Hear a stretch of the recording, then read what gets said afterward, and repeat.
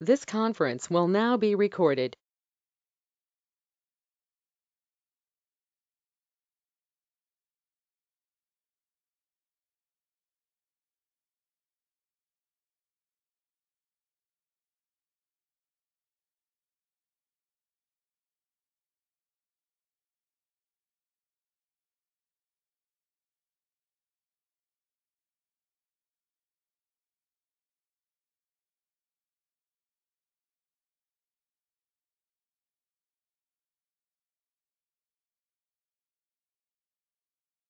Hi, Lindy.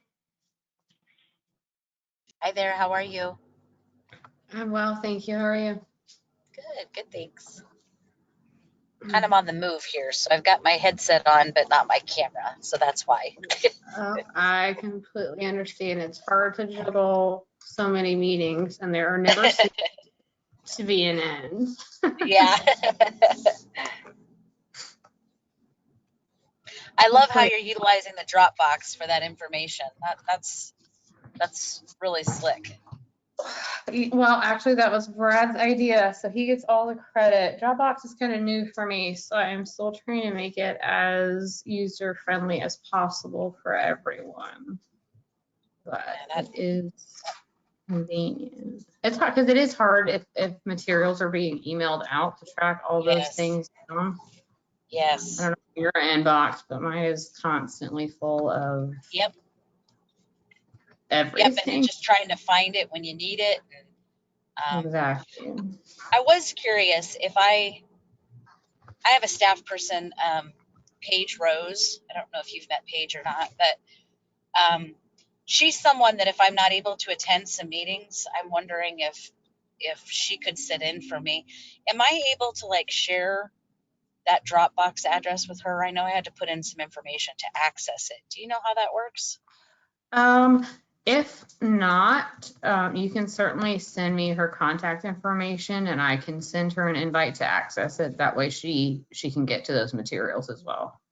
Okay, we'll give it a try and then I'll let you know if we have any troubles. But I was just thinking that here, I think I missed the last 2 meetings because of that, so I don't want us to miss any more. So if my schedule gets busy, I might ask Paige to sit in. So thank you.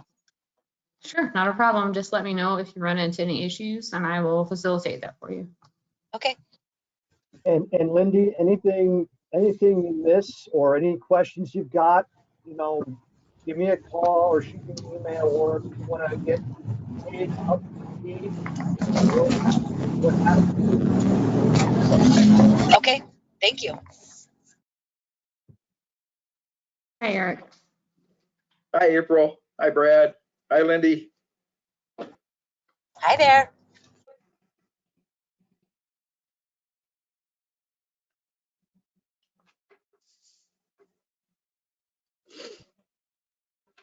Hey, Seamus. Hi, Seamus. Daddy. Brad, did you get my email that I will have to step away for just a few minutes toward the end? Okay. Message acknowledged and received. No problem. We'll take care of it. All right, perfect. And I will make you an organizer just in case, but everything should be good to go. I'll only be away for about 10 minutes, so. Okay. Not a problem. Not a problem at all.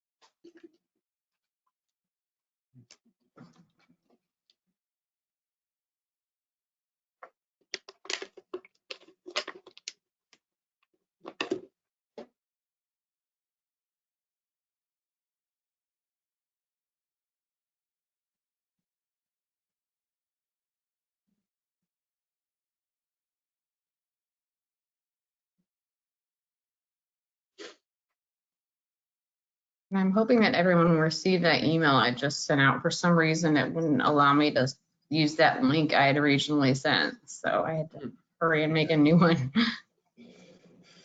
Yeah, it was funny because I was just getting ready to email you, and I'm like, oh, she fixed it. Okay, cool.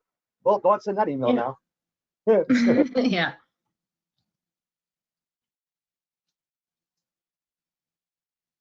Oh, just to let you know, there was a bill introduced Friday. I want to say it's LB 834, something like that. And I think that is Senator Hunt's attempt to get rid of, or at least make inroads against the sub-minimum wage, 14C. Just FYI. I think I did look over that when I got the notifications. And it modeled what we had said in LR 139. We noted that there might be some state statute language that provides, like, it's something about paying a person who's in a program of rehabilitation and or a person that's receiving public benefits, paying them a wage that's consistent with their like general welfare and health and well-being. I'm like, how do you monetize that? So that was one of the issues Yeah. in 139, and happy to say that that's exactly what they're taking out of statute in, I think it's 834. Just want to let you know. Sure. I'd love to see the calculation of how they quantify that. Yeah. And we raised that in a couple of different areas, 139 and in other areas too, and saying that language is really strange and outdated. So just FYI. So we'll give folks a couple of more minutes to see if they try to log on with the other link and have figured out that there's a new link.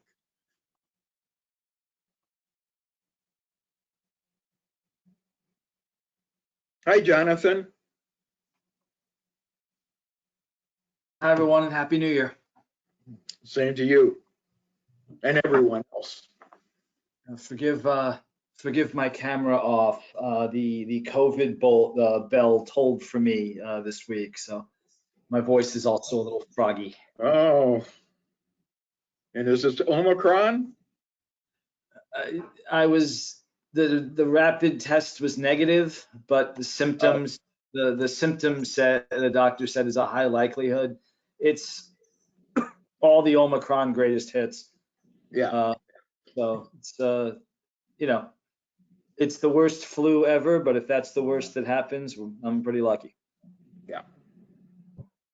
Should we send you some chicken noodle soup, Jonathan?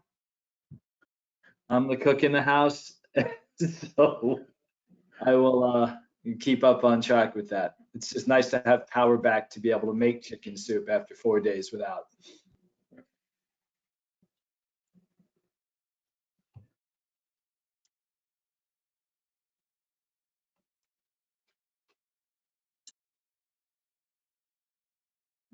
That reminds me of we had a big windstorm in Syracuse one year, and it knocked out power for the whole campus for like a week and a half. It was bad.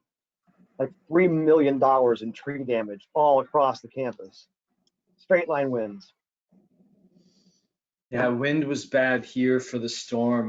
My car got crushed by several limbs, house damage. There were people in my neighborhood with trees through their roofs. So again, lucky.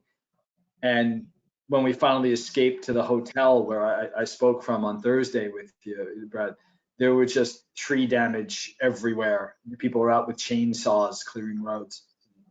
It was one of those once every couple of decade storms.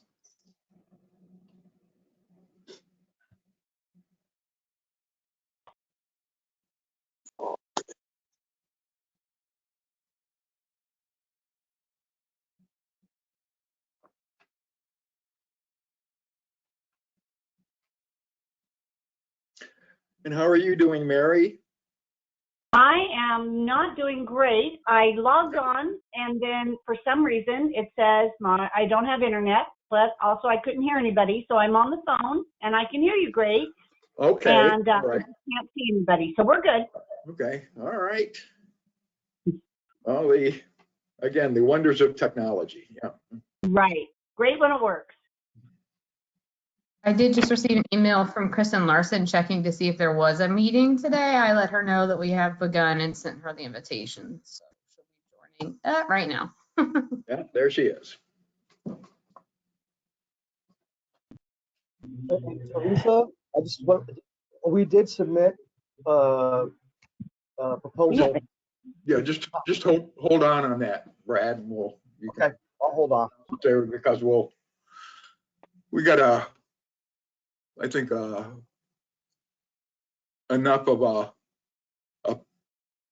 people here to start the meeting up here. So we'll do that. Again, thanks for joining us today. Happy New Year to everyone. I hope 2022 is better than 2020 and than 2021. So we can only hope.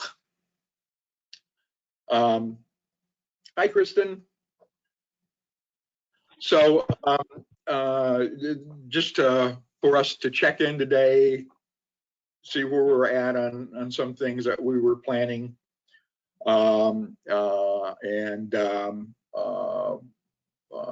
if there's anything that anyone wants to opportunity to raise up. We do have our next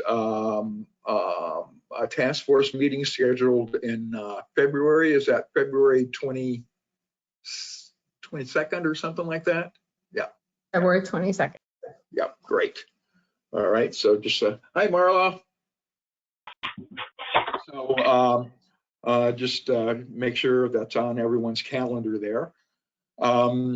We were able to do another educational presentation through the disability education program there, the disability advocates. So Brad, if you had organized that, so if you just want to let everybody know what's happened with that. Sure. So just to give you a little bit of background, just real brief. There's a group had formed called the Nebraska Disability Advocates, and the idea was to create this series of webinars, an hour-and-a-half webinars on a variety of different topics of interest to the group. And I think it's now branched out to more of like getting a community input as well. One of the issues that it's an hour-and-a-half discussion webinar on a variety of different issues. The issue area they wanted to focus on January 6th was supported decision making. So Jonathan, Eric was the moderator, MC for the event. Jonathan and Mary and Aaron Phillips and I were the three speakers for the panel. We had 81 participants at the peak. And I think my recollection is that the lowest we ever dropped was like 75 to 77 participants. So we had a pretty good showing. There was really well received. There was a lot of interest expressed by the members, and they were very appreciative of the information. And I think they soaked it up pretty well. There was a question about one of the questions that was raised, or issues they raised from the audience, was the issue of do we need legislation? And we talked about that, and we reiterated the position of the steering committee that we want to try this route first in education. There's another question about are there educational materials like a one-pager or frequently asked questions, and we said that's a very good point. That is in particular, that's one of the particular areas that we are addressing both at the steering committee level and at the task force level. Jonathan talked about the general theory and concept of supported decision making. Then we kind of transitioned into Mary and Aaron talking about his practical application and how they've been doing it and the benefits that have been accrued in their lives. And then I kind of wrapped up with like talking a little bit about this initiative and letting people know that there are some concrete movements by organizations there that are going on to try to look at implementing this. So there was another issue raised around educating educators, and that there might be the existence of a school to guardianship pipeline. And we did say that, we are looking specifically at educating, people in the educational arena area, so we're looking at that. So it sounds to me, I think to wrap it up, I think that it was very well attended, very well received. And it sounds to me like a lot of the questions and issues that the audience was raising were specifically and particularly what questions that we are looking at ourselves. So I thought it was really well received. And Brad, I thought there was also a question around age of majority, that when students turn to the age of majority, that they try to look at. The parents are still making decisions, these educational decisions about education for the student, or? Yeah, I do remember something about that. And I think, again, we talked about how we really did think that educating the educators so they can kind of, deal with that on the school side, plus also parents. We looked at and talked about how parents was, and those providers and parents were also one of the focus groups that we're looking at in particular.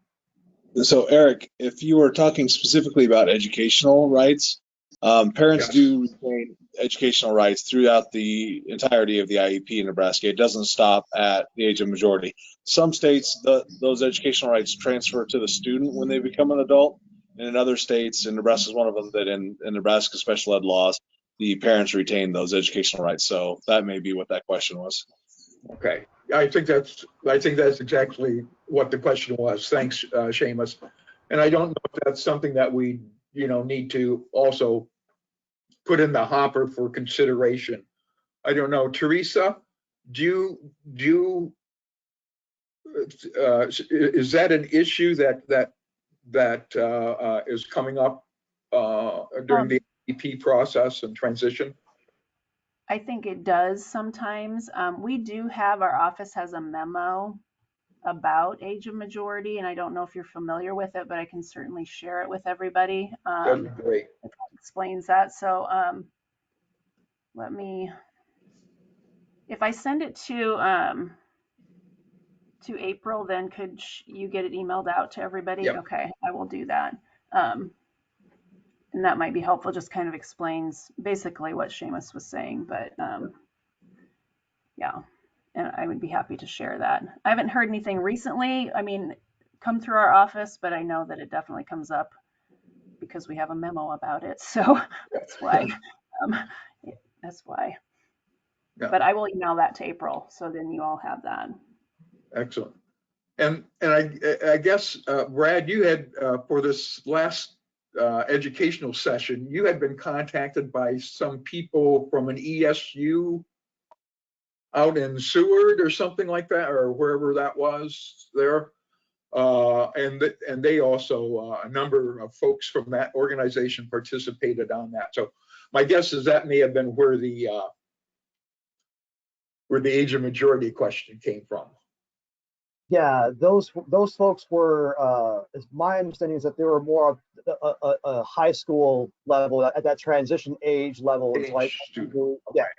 But the question that they asked me before, in advance of it was, how do we get, we're interested, how do I get, and this one was like, how do I get the parents and the individuals in my class hooked up with this webinar? And I gave her some background and said, here's the link. And so we're happy to have them too.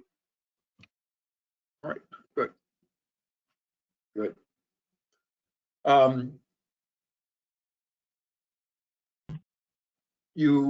We also, I think they had asked for information about supported decision making, and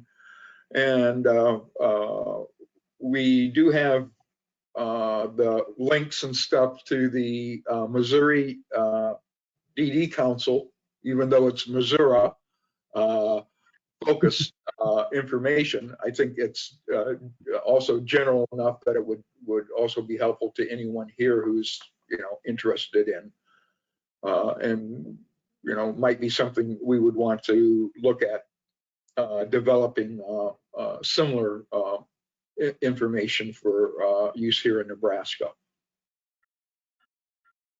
And Jonathan, you were involved with Missouri in developing those materials, is that correct?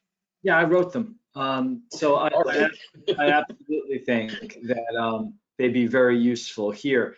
There's very little Missouri specific information there. A lot of it is agency identification, which we can easily fix. In the introduction to support, there's a couple of references to Missouri's supported decision-making law that we can simply remove, where it says Missouri's law says X, Y, and Z. We just say Nebraska's law says X, Y, and Z. So I think if we wanted to go that route, we/I could very easily adapt them very quickly. And in fact, I'm doing so as we speak for Virginia's PTI organization. So is that something that the steering committee thinks would be helpful, is to have Jonathan, since he's quite familiar with those materials, to have him go ahead and prepare some stuff so that we can maybe at our next steering committee meeting, or do we have? Yeah, we have another steering committee meeting in February, right? Before the task force meeting. So maybe we could have a steering committee take a look at those and give them final okay, and then share them with the steering committee at the next meeting, or excuse me, the task force at the next meeting. I anticipate being able to get you at least a few. There's 8 of them. But I can certainly at least get you the introductory material. They were designed to be very accessible language, very short and user-friendly guides, as opposed to the very thick academic ones we see. So I'll do an adaptation of at least a few and forward. All right, that sounds really good. If need be, Jonathan, as well, if you could just sort of review those and give me an idea of edits that could be made, I can certainly produce those. I have access. I can do the infographics and whatnot that are similar. The infographic would be awesome. I don't do those. They hired someone for that. I'm lucky if I can insert a photo into something. But I can certainly read the text and forward.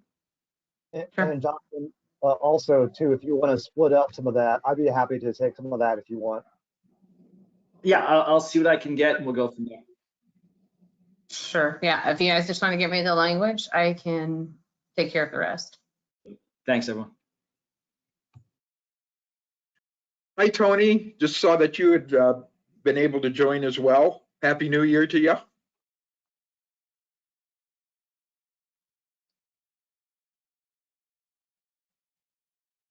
So in terms of Happy New Year. Sorry, I'm having technical difficulties over here. You're not alone. It's the story of my New Year right now. Switching between all these different platforms. My computer's having a little trouble right now. So is there anything that's out there that anyone has concerns about as we're moving forward here? Any thoughts that have come up since our last meeting that you want to get out there? Like I said, I'm looking at these as kind of a check-in meeting here, just to keep us. I don't have a concern. I have good news that Nebraska has been, and I haven't had a time to go back and touch base with some key folks, but Nebraska's been asked to submit some interview participants to be highlighted in a national publication that's similar to a insert that we funded with a company called N&R Publications, and they want to focus, the national organization is developing this like 8-page insert on different topics, and one of the topics is supported decision making, and because Nebraska's doing some work on that, they'd like to feature Nebraska in this national insert, and then that insert will be used by councils across the country as well as with us to leverage systemic change. And so I felt like, well, we're not as far as long as Missouri, but we've still been identified, and I reached out and shared this with Eric and Brad and Jonathan and Mary Phillips and Mark Schreiber just the other day. And so I plan on thank you all for the gracious responses, and I will be turning in, if that's okay, like the interview contact information so that they can perhaps visit with Eric and Brad and Jonathan and Mary and Aaron as well. I think it'd be important to have the self-advocate point of view. So I just want to make sure you all are okay with that. No guarantee that we'll be selected, but very high likelihood we will. I've worked with the entity that's creating the insert, the toolkit, and we had real great success with it here in Nebraska. So I'm very confident that it'll be a really great way to, again, continue our educating, and not only just in Nebraska, but it can be used for other states as well. So if anybody has any questions on that, let me know. Brad, thank you for sharing the information that I could give to them to maybe put with their toolkit on how to tell your story. So I plan to share that as well. Thanks, Kristen. You bet. All right. So I think we've got kind of a plan to get some material. At this point, we got a plan to get some materials together that will be available that we can then share with others as we're doing the outreach and educational efforts around this. I think we had talked at the task force about the first focus is going to be on education. I think we've got at least some ideas here in terms of particular groups that we want to reach out to as part of a targeted educational effort. And hopefully we can have some more discussion around this and then be able to bring it to the task force and get the task force to buy into the educational focus. And it would be very helpful, I think, if we could at our next meeting of the task force have the product being a more concrete proposal or plan as to what we're going to do in terms of our educational efforts. What groups are we going to target? There may be an opportunity to have, there may be some conferences that are going on. For example, we have the transition conference that is coming up in February, I believe. And Brad, are you, I thought, did you send something out on the transition? You sent something out relative to the transition conference and. Yes. When we last met, we had agreed to submit a proposal to the transition conference. So when Teresa gave me the link, I talked to Mary and Jonathan, and then I got their approval, and then I submitted a quick submission proposal by the Google form that Teresa sent me.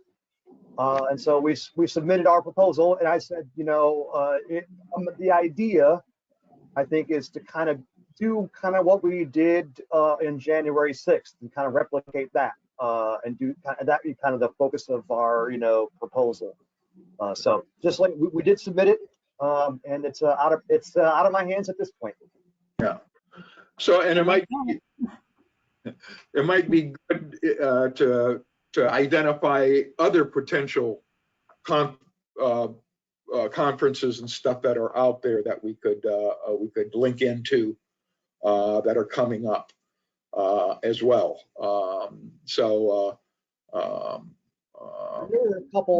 There were a couple conferences that are looking, or places that were looking for proposals that it came through my email. I just haven't had a chance to really dig through them. I've highlighted them. I'll go back and look because that might be another couple of more opportunities. And recently, Brad, you did something with with Voc Rehab College or something? What was that? Yeah, the leadership, the Nebraska Youth Leadership Conference asked me to come present to their group in February, the end of February, about what we do at Disability Rights Nebraska and to talk about disability rights and disability legislation. Okay. The idea is that, did you do a presentation not too long ago to Voc Rehab staff? So they have every month there is what they call it, I think it's called Voc Rehab University.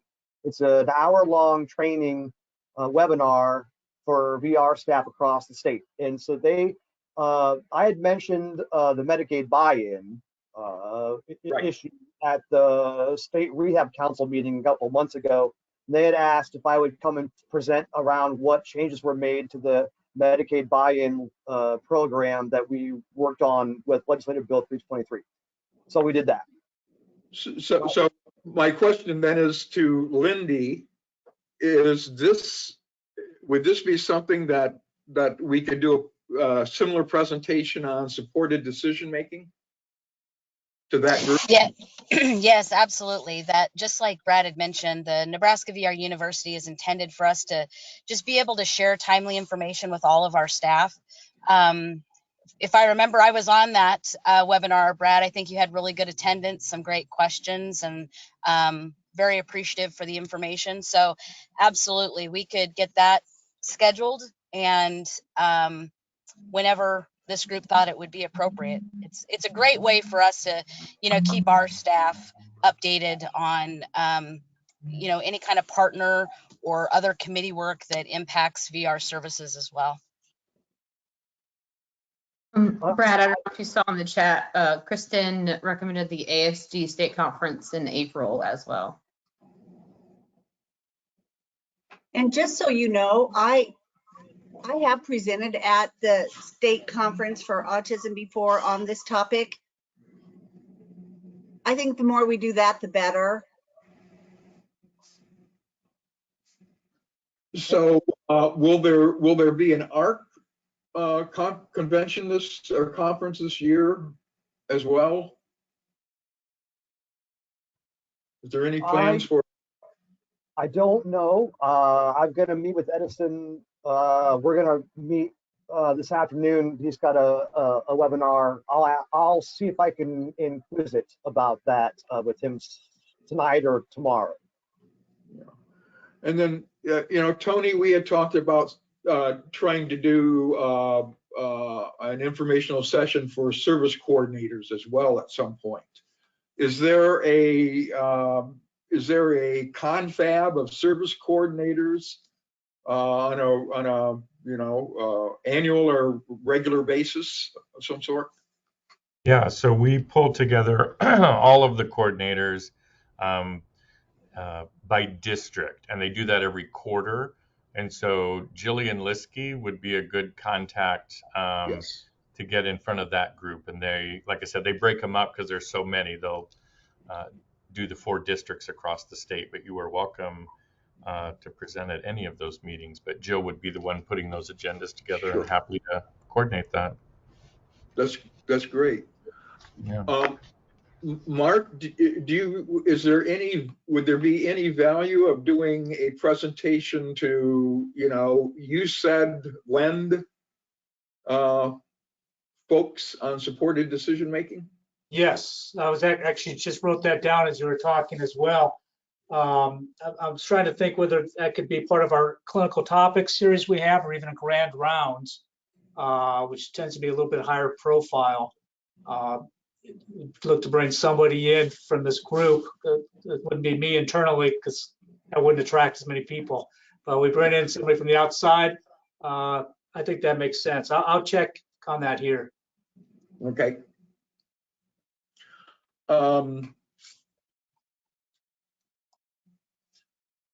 Does the Head Injury Association still have an annual event as well? And if so, maybe we can we can maybe actually, Mary, this is starting to get into one of the contract areas for you, which is the education work. So that might be also, you said you've been with you've had presentations at the Autism Spectrum Disorder conference and stuff. So maybe you could reach out to the folks at is it the Head Injury Association? Is that what it is? Nebraska Head Injury Association? Or what is? I think you should, or with Peggy Reicher directly, and Peggy usually does the organizing of that. Yeah, yeah. You're muted, Mary.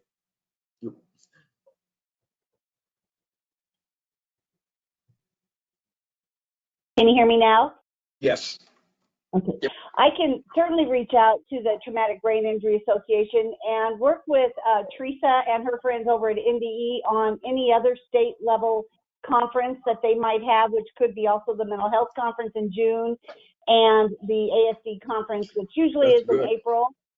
So I can see when those are, and then when proposals are coming out and being due. And I'm like a broken record on this because all of those I just mentioned, I've already done something. So I love what Brad's putting together. So it's just not, let's say, a parent perspective or an advocate perspective, but linking Jonathan and Disability Rights Nebraska and makes it a bigger statewide initiative, which it is, than just me talking about our story. So what Brad has proposed for the transition conference in February is wonderful because it includes more than just me and or Aaron and I. So I like that same format if we were to use it for any of the state conferences that Department of Ed hosts. Right. What do you think, Teresa? I think that is a great idea. Yeah, yeah. So Tony and Kristen, Tony and Kristen, are there other developmental disabilities conferences that are out there? I don't know if ACP still has a conference, so I just don't know what the landscape is like in this COVID era. ACP would be actually a good lead, Eric, because they've been holding some virtual conferences in the spring and fall throughout COVID. My best contact there, she's on our council, Cheryl Montgomery, could probably give you information on that. NASP used to do a conference. They tried it a few times, but I don't believe they have any plans to do anything like that in the near future. But ACP could potentially be a really good lead, and they definitely are always looking for topics and presenters. Do you think NAS, or the Nebraska Association of Service Providers, will also be a target that we'd want to do some educational work with at this point? Absolutely, and I think Elena Shriver, their new executive director, could certainly coordinate a presentation at one of their monthly meetings. Their monthly meetings are just great. They provide the state, Tony comes in and does a great presentation and to keep abreast of different changes. So yeah, that would be another excellent opportunity too. Okay. So again, and it's not that I'm expecting us to move immediately on setting these things up. What I'm doing is just trying to get some sense of what it is so that when we go in and talk to the task force and develop and present them with a plan, we can have some concrete examples of what we might do. Brad, you were going to say something. A couple of different things, I think. One is I also think it might not be a bad idea to have some public comment at the state or the Special Education Advisory Council, especially if we're talking about educating educators. I think that might be a really good avenue to give a 3-minute spiel about supported decision making at that. It's not a conference, but it's a public comment period. And I know I've provided comment on restraint and seclusion at that group, and they don't usually get a lot of public comment. And the ones that, when they do, they really are receptive to it. So that might be an idea as well. Another question I have for the group is, would it be helpful if I put together like a sheet where we could list, or people might be able to list out the conferences? Because my point is, well, I can't write down all the names that we've all thrown out here today. So would it be, I've got some, but would it be helpful if I created a spreadsheet and posted it or sent it around or made it shareable where you could kind of like put in a listing and we can have like a common, would that be helpful? Yep. All right, I'll get on that. Do we feel like we are missing the attorneys somehow? Is there a bar association conference or an attorneys conference or something? Yeah, so we had talked about the attorneys being the second wave of educational efforts. And so John, Okay. and so Jonathan, you had suggested that maybe we do that initial educational effort with parents and people with disabilities, and the transition aspect of stuff. Yes, I think that's the best move, is starting with what I would call the supply and demand at ground level. Parents are the people who move for guardianship. Teachers are the most common recommendation source. Case managers are second or third. I think absolutely attorneys and judges should be targeted, but I would focus initial efforts on those. And I'll just say the bar has an annual conference every year in October. So I could certainly see something on supported decision making being a CLE, especially for like guardian ad litem credit as well. So to get a lot of those people who serve as guardian ad litem when we do get to that point, whether that's this year or next year. But so like I said, the bar conference is every October. And various, I don't know if Nebraska has them, but most state bars have separate sections. I just did Missouri's Estates and Trust bar section annual conference about 2 weeks ago before the holidays. I would also think there were judicial conferences. I did Washington, D.C.'s probate court. I just think those are absolutely important ones. But in my opinion and experience, as long as people want guardianship, there will be attorneys to put them in it, and there will be judges who are all for it. So we should be kind of closing the front door first. Yep, there's also the Parents Empowering Parents Conference. Teresa, do you know, is that still happening now, or was that put on hold with COVID, and is it coming back? I have not heard yet if that one is coming back or not, but I can ask. That's a great suggestion, Mary. And I wondered about PTI Nebraska. They do a lot of webinars and have reach across the state too. That might be another avenue. Brad, did we hear back from PTI? We invited them to be on the task force, I believe. Yes, and they said they would be happy to be a part of the initiative. Mm-hmm. Okay, we can reach back out in a particular request. Sure. Yeah. Okay.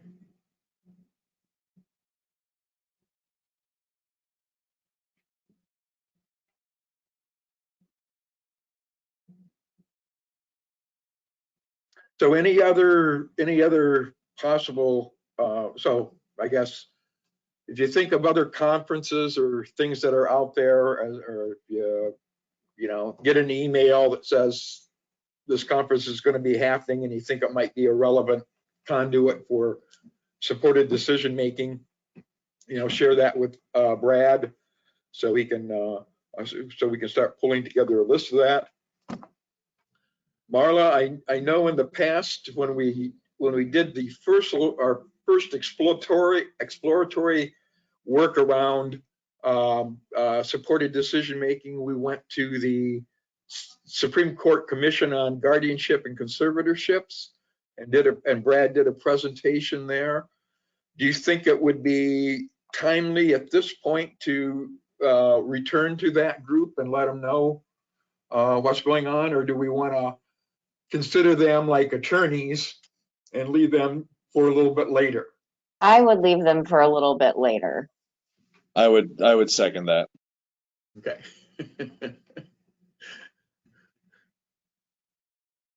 Can you, and Marla, I know the Office of Public Guardian is already familiar with supported decision-making. Is there any, would there be any value of having Jonathan and, Mary and Brad talk to your folks at this point? I can check with Michelle. I think we're going to have an all staff training in February or March. But Okay. I mean, we do supported decision making as the first go whenever we are working with our wards in the first place. But I can check with Michelle and see if she feels like that would be beneficial to just kind of reiterate or whatever. If we have time. And inform them about the activities that are going on. Yeah, right. There is some activity going on around supported decision making. Okay. Okay. Great. Well, I think this was helpful in terms of starting to think about how this can take shape here. And no one has any further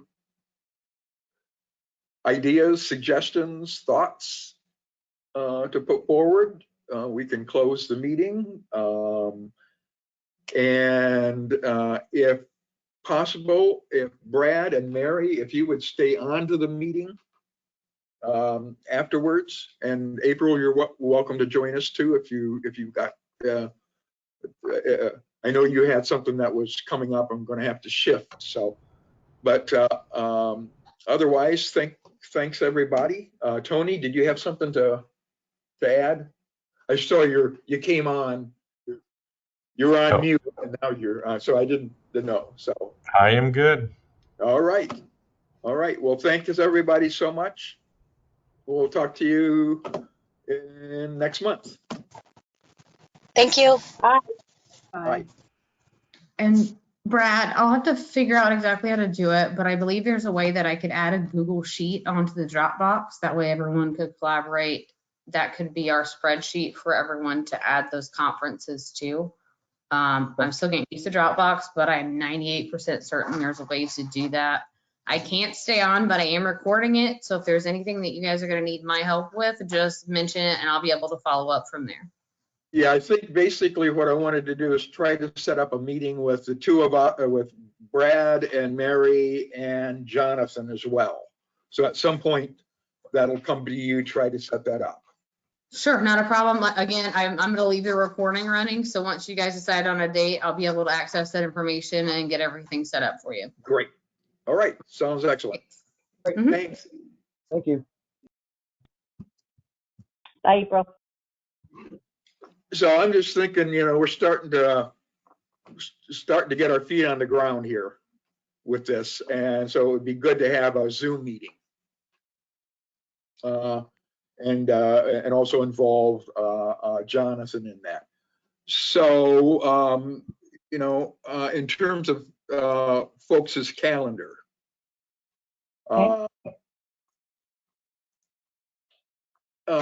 any possibility for next week? Works for me. Just just need to know the time. Yeah. So, how about if we pick a couple of days? How about Tuesday, the 18th?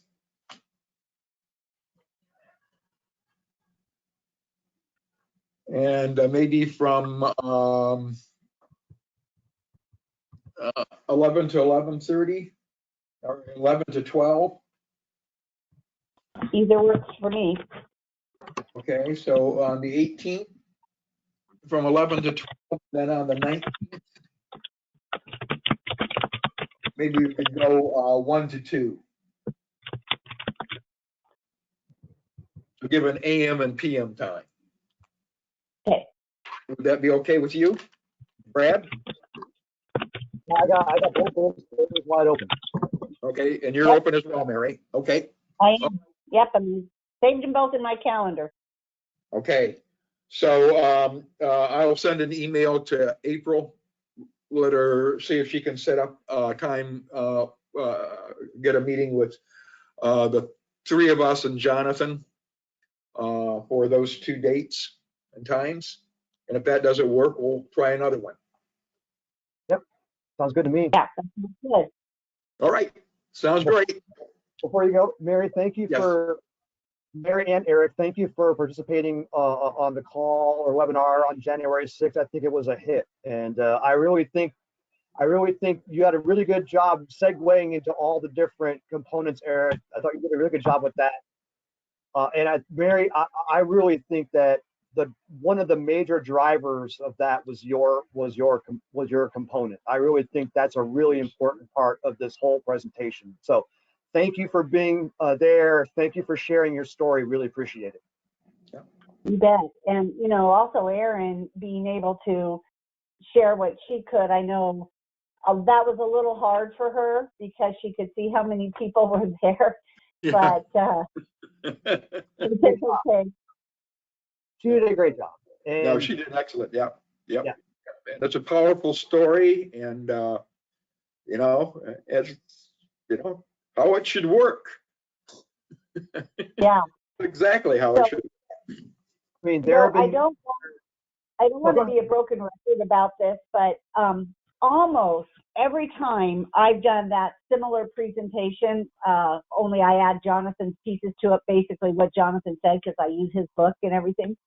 Yeah. Almost every time I get feedback from parents that say something like, well, my attorney said we're going to need guardianship, so we're going to get guardianship. And I just shut it down there because, you know, I'm not giving legal advice here. I'm just sharing our story. But that's why I feel like, you know, as even when we did, Don and I, my husband and I went and did the Parents Empowering Parents, because they have criteria. If you don't know about that, they require both parents to attend for the entire weekend. And we both presented as a set of parents.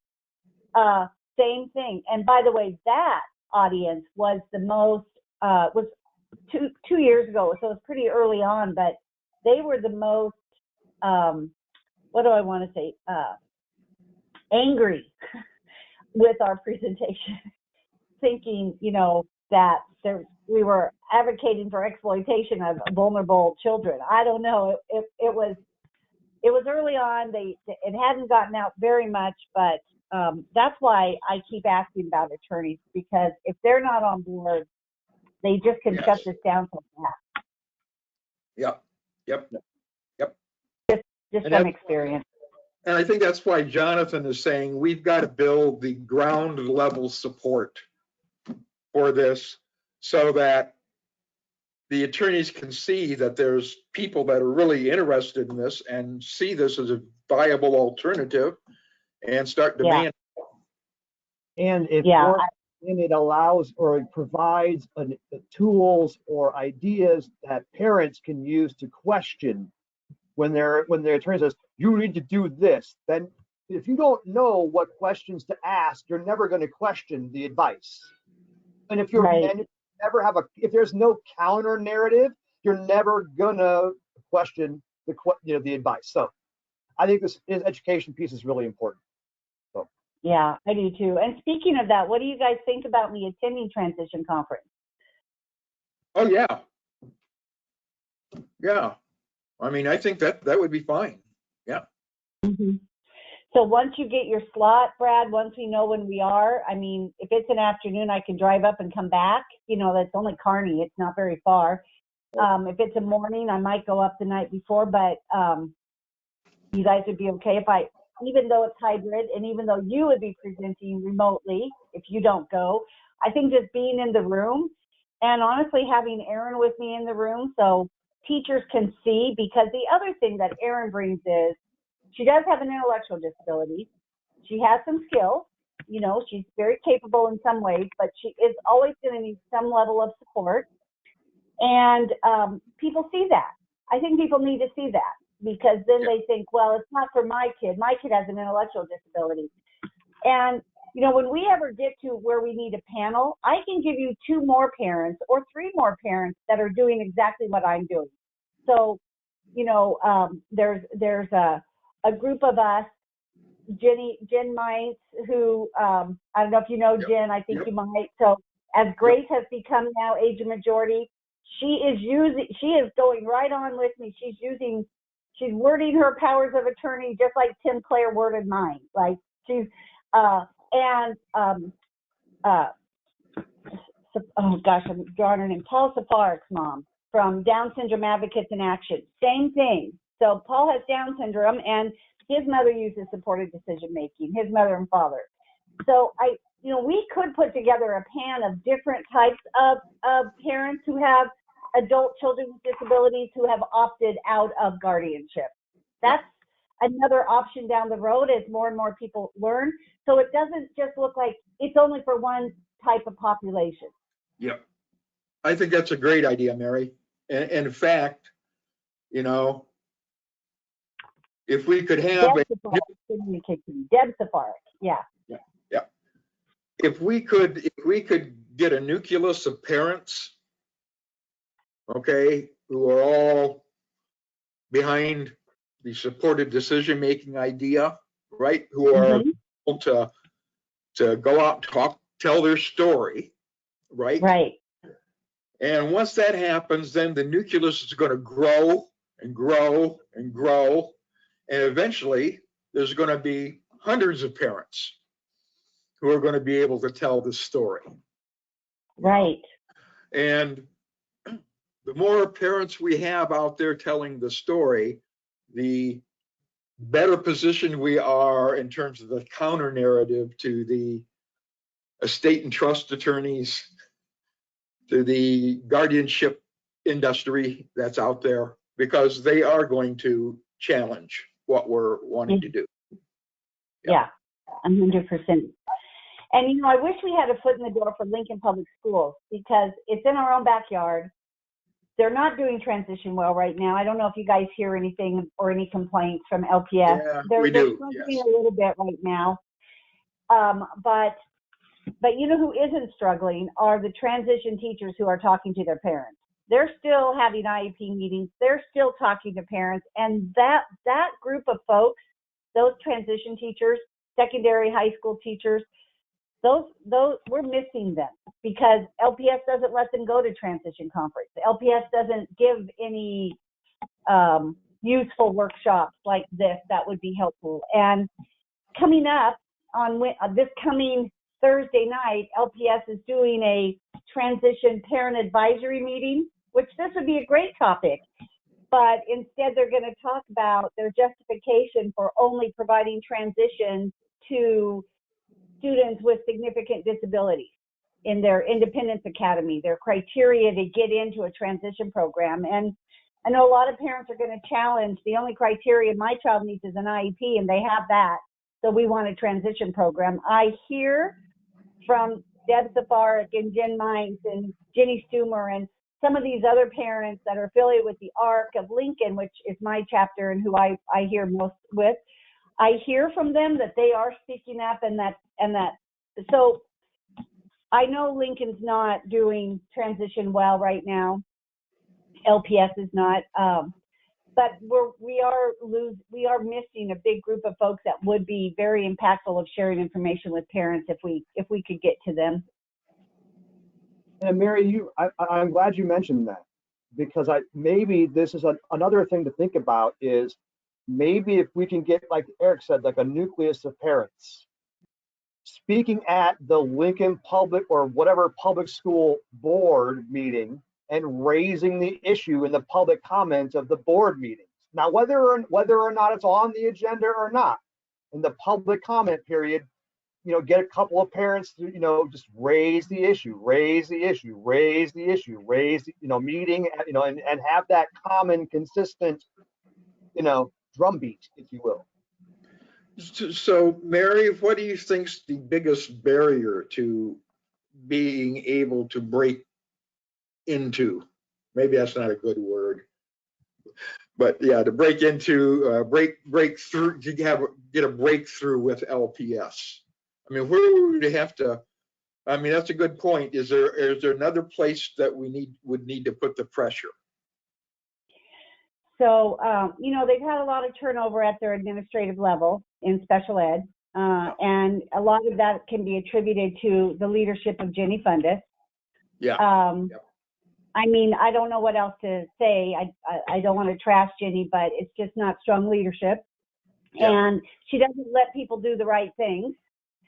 So a good friend of mine, in all honesty, Mary L's, just retired, kind of a forced retirement from LPS because she spoke up and advocated for doing the right thing for so many years. And, you guys know I left there as a special ed supervisor now going on 6 years ago. Yeah. And it hasn't been good since I've left. And it wasn't good when I was there. And I could see it was not going in the right direction. And there were just then already a lot of family issues. And I was the family advocate on that leadership team because of my connection with the ARC, I think mostly. But and when I left, I did recruit Elle to come be on the ARC of Lincoln board, and she's still on the ARC of Lincoln board, and God bless her. She's retired now too, but I don't know. I feel like we're not going to impact change in Lincoln Public Schools until we get a new superintendent. Yeah. That's what I feel. Probably the reality. Yeah. Yeah. I feel the superintendent protects a poor leader. He hired that leader. It looks bad on him if he were to get rid of that leader. And when we get a new superintendent, I don't know if that's the point in time when we ask for an audience and talk about concerns. Community meeting, maybe. I don't know. I'm not the one to lead it though, because I do think that Jenny would frame it as a case of sour grapes that I left, and I feel that the Department of Ed wanted me to go in and work with their early childhood program because it had so many problems, and I told the Department of Ed the same thing. I'm not the person for that right now. Yeah. I could fix it. I ran it for all those years, and we never had one state complaint in all the years I ran early childhood. But Jenny reassigned it away from me to her, and then it just started going downhill. And I took over transition at that point, which was perfectly fine for me. And we didn't have any issues in transition. We grew their transition program to 13 sites, and then they couldn't help it, but COVID hit and they had to close down sites. Right. But then they didn't reopen them. And not only did they not reopen them, they put in criteria so that only the most significantly involved transition age students were getting a transition program, and everyone else, if they met graduation credits, they were being forced a diploma. And we know that's not the intent of the law. Yeah. That's my outside view looking in with a little bit of inside knowledge. And, maybe, kind of thinking along this lines is, if we can get parents who are interested or who would be willing to speak up at a board meeting or, school meeting or whatever, I've got it in my work plan to help people, put together their position or help them create their, put together their testimony. I'm just saying, I'd be happy to do that. If they, how does this sound? Proofread this, edit this. How do I put this together? What is it supposed to look like? I can help with that too. So. Well, that's good to know that's in your work plan, Brad, because Down Syndrome Advocates in Action just reached out to me last week and said, would you, via the ARC of Lincoln, be willing to ask for a meeting with Jenny and her supervisors to talk about the problems in transition? And I am willing to do that. I feel enough time has passed. I am willing to do that with them, not just me, but that would, you probably could help us a lot with just framing the topic and talking through it. And at this point, Down Syndrome Advocates in Action, it's Autism Family Network with Kathy Martinez. So Deb Safarik, Angie Wiley from Down Syndrome Advocates in Action, Kathy Martinez and a couple of her folks from Autism Family Network, the ARC of Lincoln. We don't have an executive director right now with Michelle Johnson having left to go to work with VR, but we're interviewing on Wednesday, and we should have one relatively soon, I hope. But the president of the ARC of Lincoln board is Jen Meint, and she has a transition age daughter. The vice president has a transition age son who meets criteria for their new transition program. He's significantly involved. And by the way, both of those folks are doing supported decision making. They're not going after guardianship at this point. And the biggest sale on that is, why would you? Why would you pay all that money, go to that class, have that cumbersome annual reporting when you're going to do exactly what you're going to do if you didn't have it? Mm-hmm. Why would you do that? And they're like, why would we? Exactly. Well, just put that offer in the back of your mind, that if they're really interested and they want someone to help them I always say, I won't tell you what to say, but I'll help you say what you want to say. So I'm happy to do that. I will definitely use that for sure. Because I get nervous. I get nervous with Lincoln Public Schools. I just get nervous with them. I think I've conditioned response from the work toxicity I lived through for, my last 8 years there. I don't know. Yeah.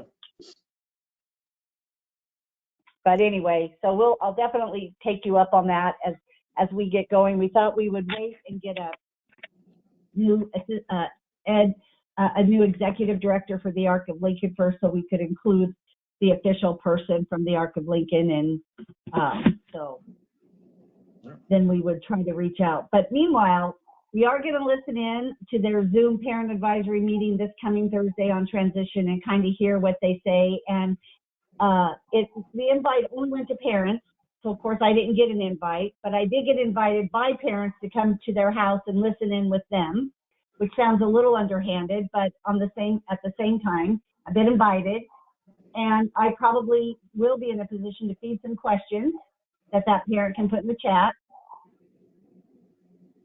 Yep. So that's what we'll do. That's what we're doing this week anyway. And you can tell them one of the strongest mottos in the disability community is never go alone. Always bring someone with you. So you're just doing your duty, Mary. Yeah, just doing my thing. Yeah, I gotcha. Okay. Anyway, all right. Well, I'll reach out and see about all those mental health, person-centered, parents empowering parents, mm-hmm. And whatever other NDE conference Amy Rohn has on her agenda that we could apply for and do just the exact same thing that you did for the transition conference, Brad. Great. And one small little thing, I like the idea of getting additional parents, like you were saying, Mary. And I think if we can do that, maybe they can take the place of me. And we spend more emphasis on that real world practical application, and I can kind of like bow out. Jonathan, Mary, Brad could be Jonathan, Mary, and then two other parents. Yeah. You know what I'm saying? So I like that, but the piece you bring to it, Brad, is what the state's doing, and that this is a statewide initiative. I'm happy to play whatever role. Yeah.